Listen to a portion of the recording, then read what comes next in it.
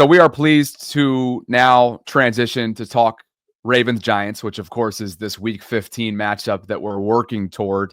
And that is 1 o'clock on Sunday in the Meadowlands. And it, of course, begins a stretch where the Ravens will play 3 games in 10 days. Giants, Steelers, and, of course, on Christmas Day, Houston down in Texans country. And to help us preview Ravens-Giants, I want to bring in the longtime beat reporter for the New York Post, and that is Paul Schwarz. And Sarah, I hear we have a little 518 connection too in upstate New York. I believe he went to SUNY Albany, so we may have to bro out on Albany before we do anything. Paul, you are currently muted, so I think you can just pop that mic on if you have a second there. But Paul Schwarz of the New York Post joins us right now, and he just lost him.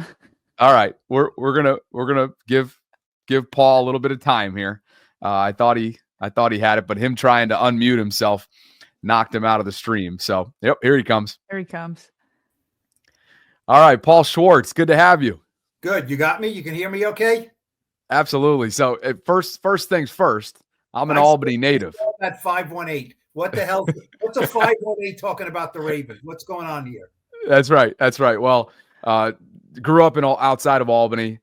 Went down here for college at Loyola, never really left the area, and I got my broadcasting career started with the Ravens. My co-host Sarah used to work for the team, and here we are. So good to have you on. Where outside of Albany? I know the whole Albany area. Where outside of Albany? Town of Bethlehem. I went to Bethlehem High. Worked for Eagles, right? That's right. You look when you start your career and you start covering high schools. For a Long Island guy who has to, went to Albany, you guys know when you start your careers, right? You never forget that stuff, covering high schools, team names, cheerleader colors, colors, coaches, all that stuff. Yeah, you know what? That was a lot more fun back then than covering the Giants this season. I'll tell you that. I was going to say, no doubt about it. Yeah, I interned for 104.5 The Team with Roger Weiland and got to see some awesome Siena Saints teams and U Albany teams that made it to the tournament. So anyway, to your point, it's been rough. This is my hometown team. This is the team that I grew up loving, and it's ever since the Eli era ended in not exactly the greatest way. It feels as if they've been sort of searching for answers. So I guess right off the top, the state of the 2-11 New York Giants is what, Paul? Well, the Ravens are coming off a bye, and they're the only team in the league that has 2 byes in a row. It's almost inconceivable that the Ravens would lose this game. The state of the team is as bad as it's been. You know what I mean? After the 2011 Super Bowl, there's been a steady decline. Eli left after 2016. It's been a steady decline. They had a playoff year in 2016. They had a playoff year in 2022. And, that was the first year of the Brian Daboll, Joe Schoen regime, 2022. And they won 9 games. They won a playoff game. The reason why Daniel Jones was re-signed was because of that year, and he beat the Vikings in the playoffs, and everything looked good. The arrow was absolutely pointing up. Last year, there were a bunch of things. Daniel Jones got hurt. They only won 6 games. So they went from 9 to 6 this year, too. I think the strong money is on the Giants not winning another game this year. That will make them 2-15. Let's say they win another game. That means they're 3-14. And so they're going to get the first or second or third round draft pick. And the big decisions for John Mara after this season is, does Joe Schoen stay? Does Brian Daboll stay? And, if they do they trust those guys to pick the next quarterback? Well, speaking of quarterback, obviously there's a change there. It's going to be Tommy DeVito. I saw a report, Paul, that the Giants haven't thrown a touchdown pass in 38 days. Is that correct? Yeah. I mean, it's look, the Giants have scored 71 points in 7 home games this year. Okay. I'm not a math major. That's 10.1 points a game at home. They're scoring less than 15, 14.9 points a game all season. And this is a deterioration from 2 years ago, from last year to this year. The offense is getting worse. There's a good chance. I mean, there's certainly a chance that Tim Boyle plays in this game on Sunday. Okay. Tim Boyle is 0-5 in his career as a starter. He was 0-2 last year for the Jets. Last year, the Jets, everyone kept saying it can't get worse. It can't get worse after Aaron Rodgers got hurt. Put Tim Boyle in. It can't get worse. They put Tim Boyle in. It got worse. Okay? It got worse. So, Drew Lock is just got his leg out of his walking boot. He has a heel issue. He'll be the third quarterback. So he'll just be the emergency guy. So Tommy DeVito will start. It's been, since it's been Daniel Jones, right? Then he got benched. Then it was Tommy DeVito. Big surprise. Brian Daboll went with the number 3 guy instead of the number 2 guy. DeVito plays. He gets hurt. They put in Lock for 2 games. He gets hurt. They put back in Tommy DeVito. Now it's Tommy DeVito. Lock gets hurt. So now Boyle is the second. And you know what? In probably 30 other situations in the league, who the starting quarterback in is big news, right? Who's starting? Who's playing? Who's healthy? After Daniel got hurt, it just hasn't been a big storyline. Okay, Tommy DeVito, people had fun with him. The Italian guy from New Jersey, right. Tommy Cutlets, this right. stuff, it was fun for a while last year, basically saved me for a month because you could write about, he won 3 games in a row, this past Wednesday was the 1-year anniversary of him being named, Tommy DeVito being named Offensive Player of the Week in the NFC for leading the Giants to a upset victory against the Packers. Good stuff, right? But he's not really a NFL caliber quarterback. Drew Lock has been a bad backup basically in the league, and he has had some rough stuff. So this follow the bouncing ball, who the quarterback is going to be, has just not been compelling stuff. And I don't think Giant fans really care. Paul, I guess the question becomes for the future, since Daniel was not Brian Daboll's quarterback, is John Mara going to give him an opportunity to show him to show his worth with a new quarterback and a fresh start? Well, look, I mean, it can't be revisionist history. The Giants, Joe Shane and Brian Daboll came here from the Bills, right? They were a power team that came here from the Bills. Joe Shane was hired. We all know his first choice was going to be Brian Daboll. He hired him. Okay, that all made sense. The first decision Joe Shane and this regime made was, we're not giving Daniel Jones the 5th-year option. Made complete sense, right? He's got to prove it to us. After the 2022 season, Daniel Jones threw only 15 touchdown passes. He had the lowest interception percentage in the league. They managed him staying healthy. They managed him to squeeze out 9 wins and a playoff victory, right? At that point, the Giants could have put the franchise tag on Daniel Jones and said, you know what? Good stuff. Show it to us again. They decided to sign him to a 4-year contract. I say the worst thing Joe Shane did and this regime did was give Daniel Jones a contract instead of putting the franchise tag on him. The best thing this regime did was make that 4-year, $160 million contract in reality a 2-year, $82 million contract, which is what it turned out to be. They had an out clause after 2 years. They're obviously going to take it.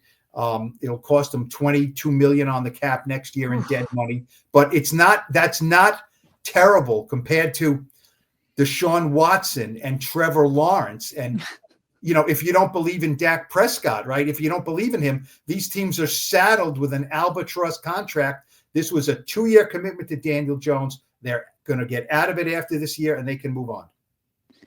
All right. Well, focusing on some of the guys that might be available, these 2 injury reports couldn't be more different. And we just got the injury report out of Baltimore right before the show started. The only person missing today is Deontay Johnson, who's on a suspension. So the Ravens have a full clean bill of health.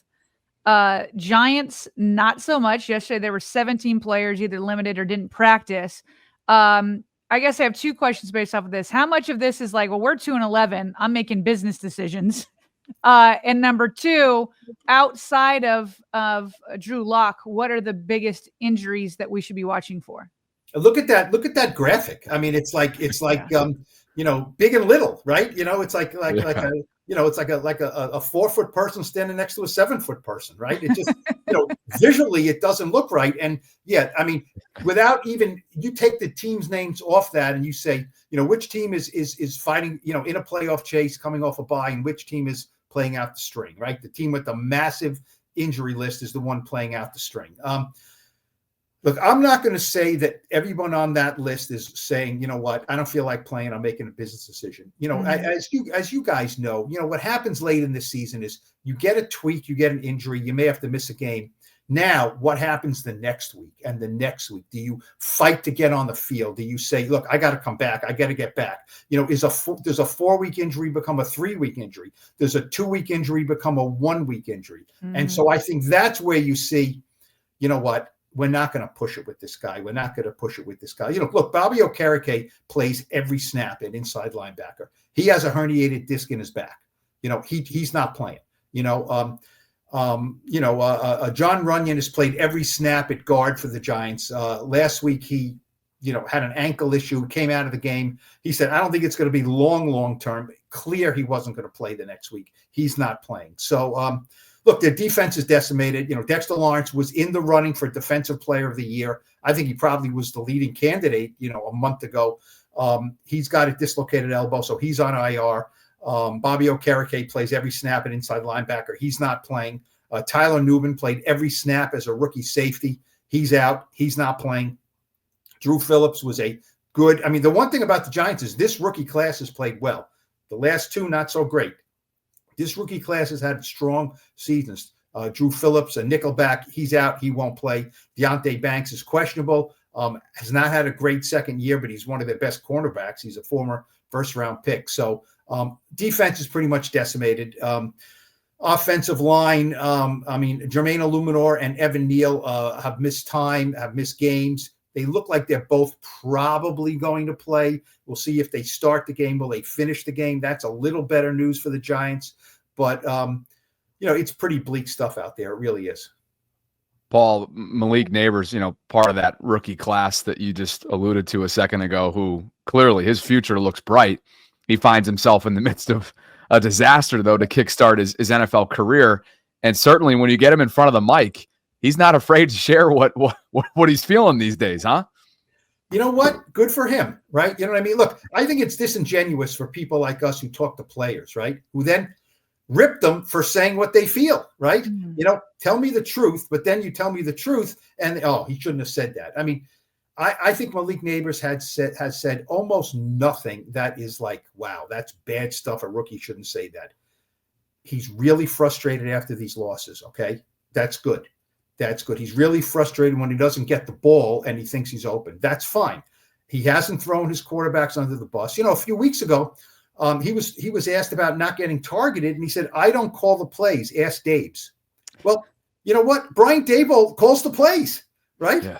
I mean, that's, if you guys don't get radio shifts or your podcast is not on and you say, someone says, why aren't you on? And you say, I don't know. Ask the program manager. I mean, you don't make those decisions, right? If my stories aren't getting the paper and I'm ticked about it, I could complain. I could say, I don't make those decisions. Ask my editor. So I think Malik Nabers is fine. He's burning to win.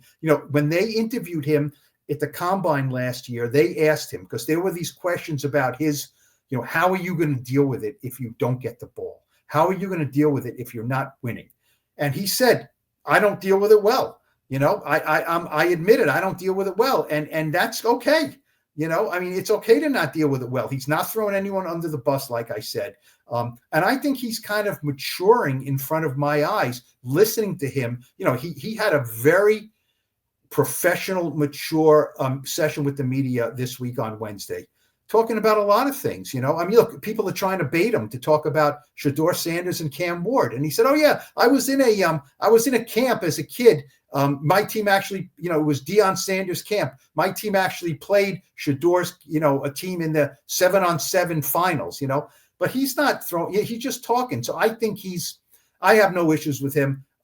Look, he's got 80 catches, right? That's among the league leaders. And he's only averaging 10 yards a catch, which is, 10th fewest in the league. So he's a symptom of this sickness, which is the Giants' quarterback situation and their offense. There's no doubt to me, with more dynamic quarterbacks and a better offensive line and some better stuff around them, he's going to be a big-time playmaker.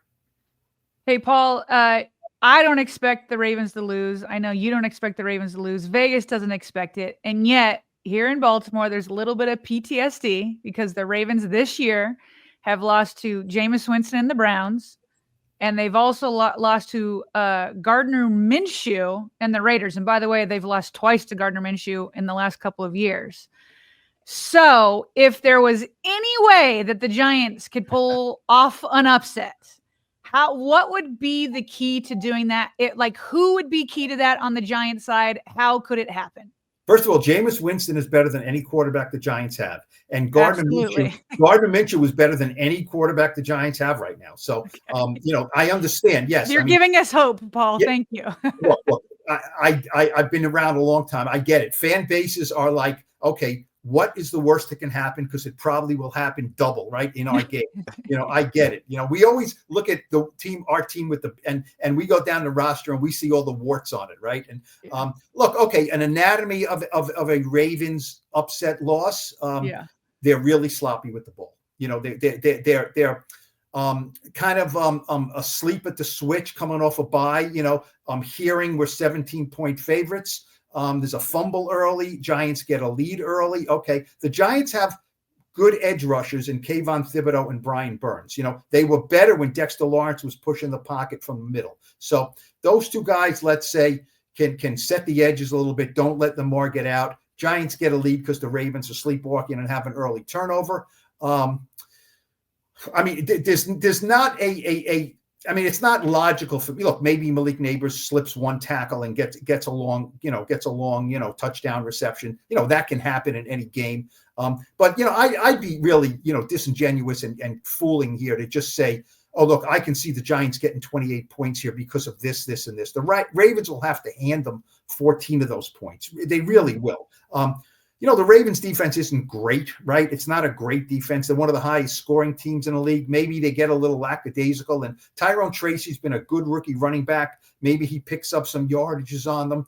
I think we're talking keeping it within a 16 or 17 point spread here versus the Giants finding a way to win. Look, it's the NFL. I get it. Things happen. Crazy things happen.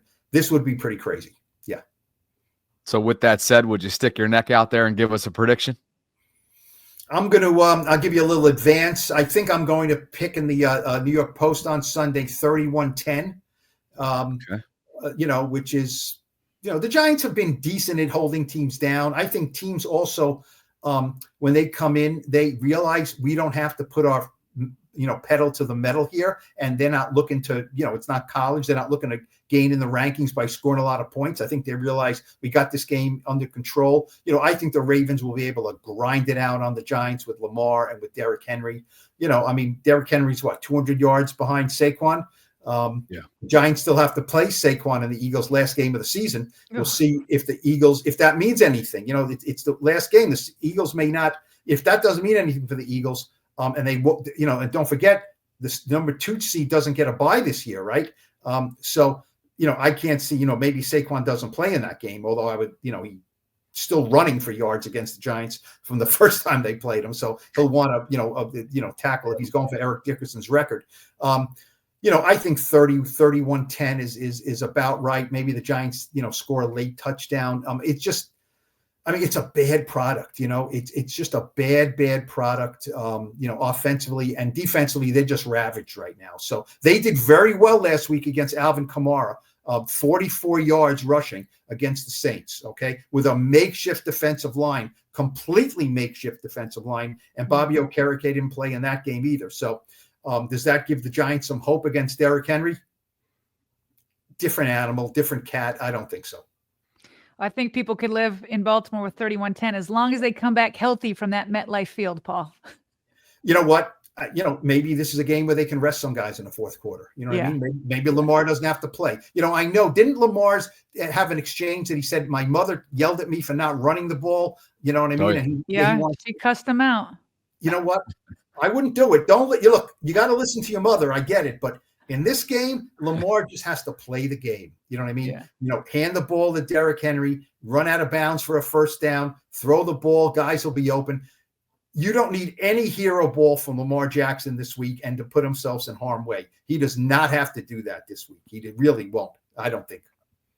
Paul, before we get you out of here, the live chat's dying to know your go-to pizza shop back home.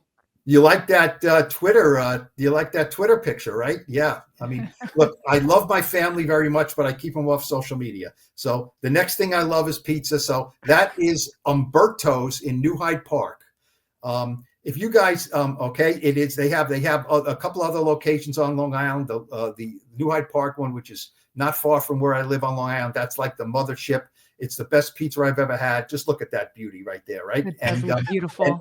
And there's Giants linked to this, because remember in 2011, I don't know if you remember, the Giants were making a crazy playoff run, right? And they were getting pizza from a guy named Richie Salgado, whose nickname is Big Daddy, who's a big insurance guy in the NFL. And he lives near me. He lives in New Hyde Park, and he has a real in with Umberto's. He would bring pizzas to this was in 2007, the first playoff run. Yeah. He would bring pizzas to the Giants facility every Friday, bring like 10, 12 pies. And it became a ritual, so much so that they flew them to the Super Bowl, because they, players have to have their exact thing. So there's a Giants tie to Umberto's, and there's a slight waistline issue with me with my tie to Umberto's. So it's really good stuff. It really is. That's fantastic. My only solicitation for Umberto's pizza. Umberto's. Yes, Umberto's. Yes. All Okay. right. And that is in what town you said? The mothership is in New Hyde Park on Long Island. Yeah, it's. Okay. I think if you probably can get them. I think they do deliver and kind of like half cook them, and then you get them. Look. You guys must have a big budget, right? With all these fancy graphics. Order some for the podcast and tell me how it is. There you have it. The live chat is the live chat got its answer. So Paul Schwarz, New York Post, longtime beat writer since 1994.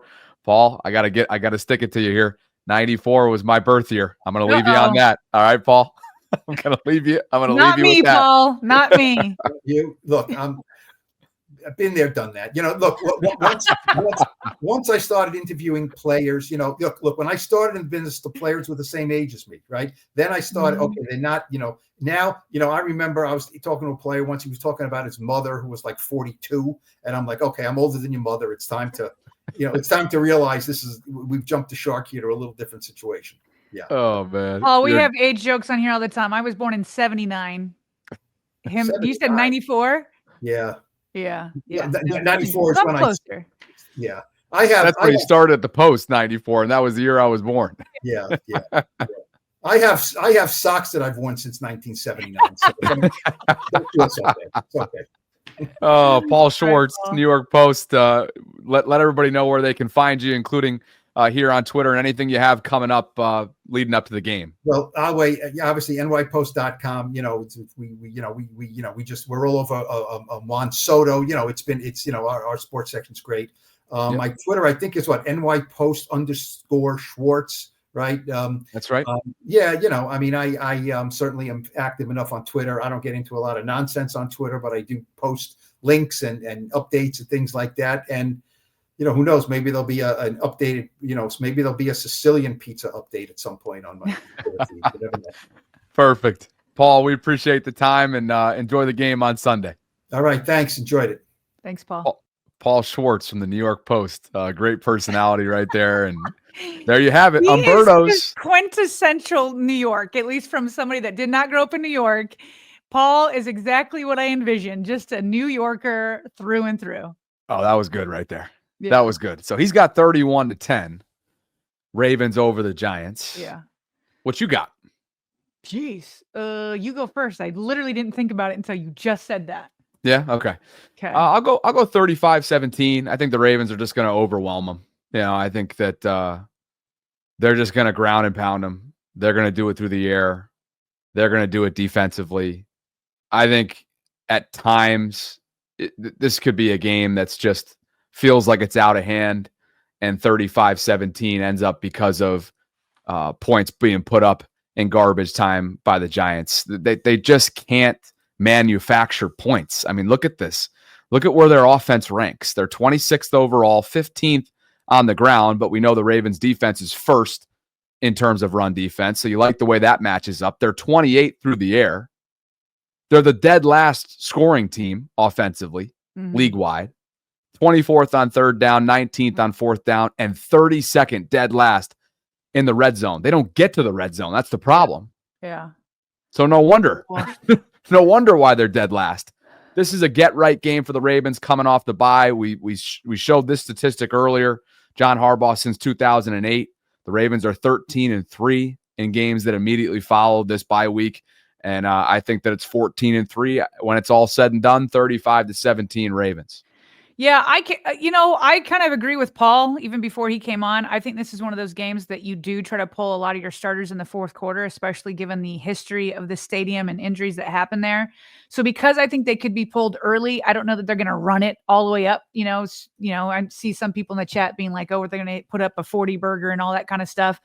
Unless Josh Johnson comes in and continues the scoring. So I'm going to go 30-7. 30-7. Yeah. Julian says 47-19. RNTY1 says 42-17. What other? King Lee says 34-10. Miami Son says, Mame Son says 28-12 Ravens. 4 field goals from the Giants. Sean says 34-6 Ravens. Luke has 45-6. So on and so forth. We appreciate you guys for being here, and we appreciate Paul Schwarz for the time that he gave us from the New York Post.